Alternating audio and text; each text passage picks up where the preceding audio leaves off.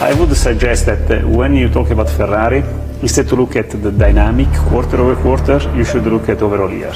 So it's true, there was an increase in USA in Q4 over Q3, but there is also a deliberate choice. Ferrari has always been different, not just expensive, not just fast, different. You couldn't simply walk in and buy one, even if you had the money. Even if you were famous, you had to wait. You had to be approved. And once you finally got the keys, there were rules you were expected to follow. For decades, that's exactly what made Ferrari special. Owning one didn't just say you were rich. It said you were chosen. But lately, something feels off. Ferrari is selling more cars than ever before. Profits are up. The business looks stronger on paper than it ever has. And yet, longtime fans are uneasy. Collectors are hesitating, and the magic that once made Ferrari untouchable is starting to feel thinner. This is the story of how Ferrari built the most powerful luxury brand in the car world by refusing to sell cars, and why that strategy is now being quietly rewritten. Most companies dream of demand. Ferrari feared it. From the very beginning, Ferrari understood something most businesses don't. Luxury isn't created by price alone. It's created by denial. If everyone can buy it, it stops meaning anything. So Ferrari did something that made no sense on the surface. When demand rose, they didn't increase production. They held it back. For years, Ferrari followed an internal rule that became legendary inside the company. They would always sell one fewer car than the market wanted, not because they couldn't make more, but because they didn't want to. In 2015, Ferrari shipped just 7,664 cars worldwide. That's it, globally, a number they could have easily doubled if they wanted to. Instead, they chose scarcity, and scarcity changes behavior. You couldn't walk into a Ferrari dealership and pick a model off the floor. Even with cash ready, you were screened. Dealers checked how you treated past Ferraris, whether you flipped cars, whether you modified them, whether you respected the brand. Then you paid a deposit, then you waited, sometimes months, sometimes years, and the higher up the Ferrari ladder you aimed, the longer the wait became. Limited models weren't bought. They were invited. This system did something powerful. The wait itself became part of the value. If someone had to wait 3 years for a car, that car became a symbol. Not just of wealth, but of patience, loyalty, and status. Ferrari wasn't selling transportation, they were selling belonging. And once you finally got in, the rules didn't stop. You couldn't resell the car right away. Sometimes not for 2 years. Customize it the wrong way. Sell it too early. Or treat it like a quick profit. And Ferrari would quietly move you down the list. Which, in Ferrari terms, meant you were done. Even celebrities weren't immune. Because Ferrari wasn't protecting itself, it was protecting the myth. And for decades, that myth worked perfectly. Ferrari didn't just sell cars, it sold with permission. For most brands, the goal is simple. Make something people want, then sell as much of it as possible. Ferrari did the opposite. If you wanted one, money alone wasn't enough. Even in years when demand was exploding, Ferrari kept production painfully low. In 2015, for example, the company shipped just over 7,600 cars worldwide. That number wasn't a limit of what they could make, it was a choice. Ferrari's leadership believed something very specific. Demand should always be higher than supply, not slightly higher, much higher. So high that owning a Ferrari felt like being selected, not like making a purchase. If you walked into a dealership with the cash ready, you still couldn't just buy one. Ferrari would look at your history. How many Ferraris you'd owned before, how you treated them, whether you sold them too quickly, even how you talked about them online. Then came the wait. A standard model could take months. A special model could take years. Limited editions were even worse. You didn't apply for them, you were invited, and most people never were. This waiting wasn't a bug in the system, it was the system. Waiting made the car feel more valuable before it even arrived. It turned ownership into a story people told. 3 years on a list didn't feel like an inconvenience. It felt like proof. And once you finally got the keys, the rules didn't stop. In many cases, Ferrari didn't allow you to resell your car for a long time, sometimes up to 2 years. Sell too early, and you could quietly disappear from future buyer lists. No public announcement, no explanation, just silence. Customization had limits too. Ferrari allowed personalization, but only inside strict boundaries. The car still had to look like a Ferrari. Loud wraps, extreme modifications, or anything that risked damaging the brand image could put you on the wrong side of the company. Even celebrities weren't immune. Over the years, stories surfaced of famous names being pushed aside for breaking these unwritten rules. Fame didn't protect you. Status didn't either. The brand always came first. All of this control served one purpose. Ferraris didn't behave like normal cars. They didn't lose value the moment they left the lot. Many held their price. Some went up.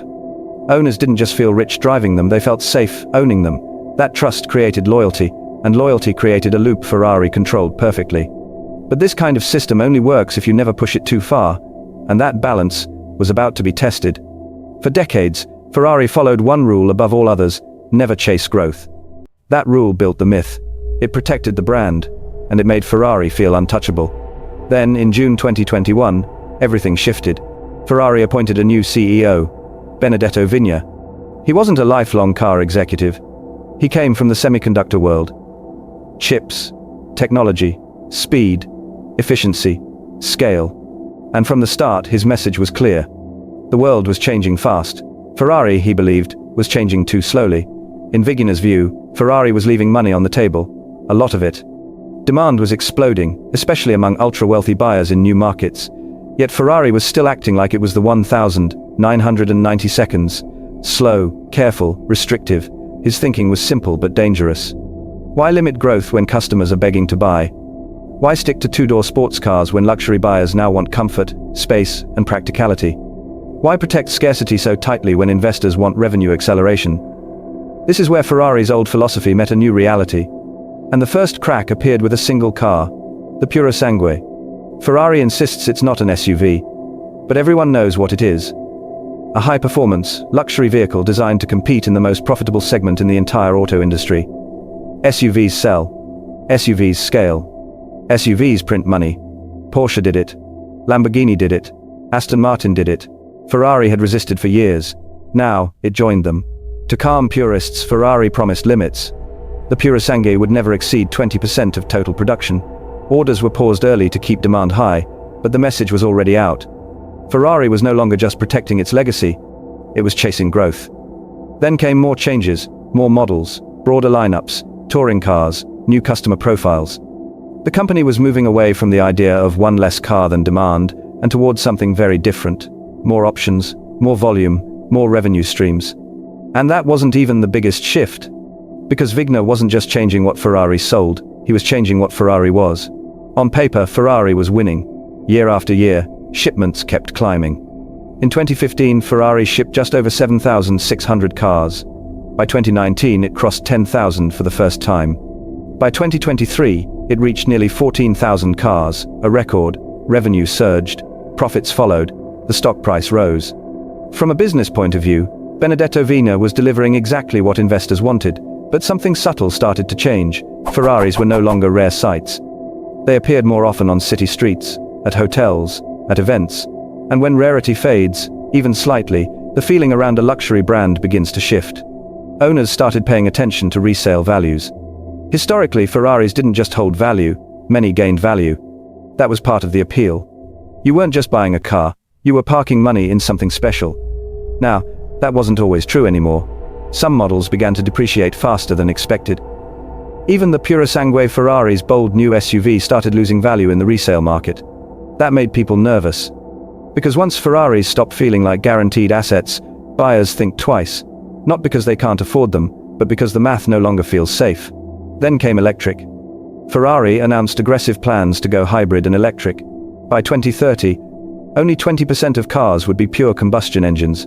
For a brand built on sound, vibration, and racing heritage, this was a huge shift. When Ferrari finally revealed its first full EV, excitement was mixed. Some welcomed the future, others hesitated. Demand wasn't as strong as expected. Ferrari quietly cut its EV targets. The second electric model was delayed. Investors reacted fast as the stock dropped, wiping billions from market value in days. For the first time in a long while, Ferrari looked uncertain. Not broken, not failing, but no longer untouchable. And that uncertainty started reaching the very top of the brand, the flagship cars. When Ferrari unveiled its newest Halo model, something strange happened. People who would normally jump at the chance paused. They didn't rush. They calculated. One longtime fan said it best: Ferrari purchases used to feel like romance, now they feel like spreadsheets. When buyers hesitate, when exclusivity turns into analysis, the magic weakens. Ferrari noticed this too. On paper, Ferrari looks stronger than ever. More cars sold, more revenue, higher prices, a soaring stock. From an investor's point of view, Benedetto Vigna did exactly what he was hired to do. He unlocked growth in a company that had been intentionally holding itself back for decades. But brands like Ferrari don't live on spreadsheets alone. They live on feeling. For years, Ferrari ownership wasn't just about driving fast. It was about being chosen, about waiting, about knowing that most people, even with the money, would never get the call. That feeling is fragile, and lately, it's starting to crack. When more Ferraris appear on the road, the magic changes. When resale values slip, owners start to worry. When buyers hesitate instead of jumping at an offer, something fundamental has shifted. The cars are still beautiful, the engineering is still world-class, the badge still carries weight. But the emotional math is different now. Ferrari's biggest strength has always been that its cars didn't feel like products, they felt like rewards. Like proof you had arrived somewhere very few people ever reach. Now, some customers are doing what Ferrari buyers never used to do. They're pausing, they're comparing, they're calculating. And that's dangerous for a brand built on desire, not logic. Ferrari knows this. That's why it's quietly pulling back allocations in certain markets. Why is it talking about restoring balance? Why it's trying to slow things down without admitting things may have gone too far. But the tension remains. Investors want growth, customers want exclusivity, and those two goals don't always agree. Ferrari is now walking a narrow line. Too slow, and Wall Street loses patience. Too fast, and the brand risks becoming just another expensive car company instead of something mythical. The question isn't whether Ferrari can make money. It clearly can. Ferrari has survived wars, recessions, oil crises, and decades of technological change by protecting one thing above all else: desire. Today, that desire is being tested, not by competitors, not by technology, but by growth itself. Maybe Ferrari finds the perfect balance. Maybe it proves that you can sell more and still feel rare. Or maybe this is the moment we look back on and say this is when the brand quietly changed. Not overnight, not dramatically, but enough that longtime fans felt it. Because in luxury, perception is everything. And once people stop dreaming the same way, no amount of revenue can buy that feeling back. If you enjoyed this breakdown and want more stories about the hidden business decisions shaping the brands we think we know, make sure you're subscribed. Because sometimes, the most interesting stories aren't about failure, they're about what success costs.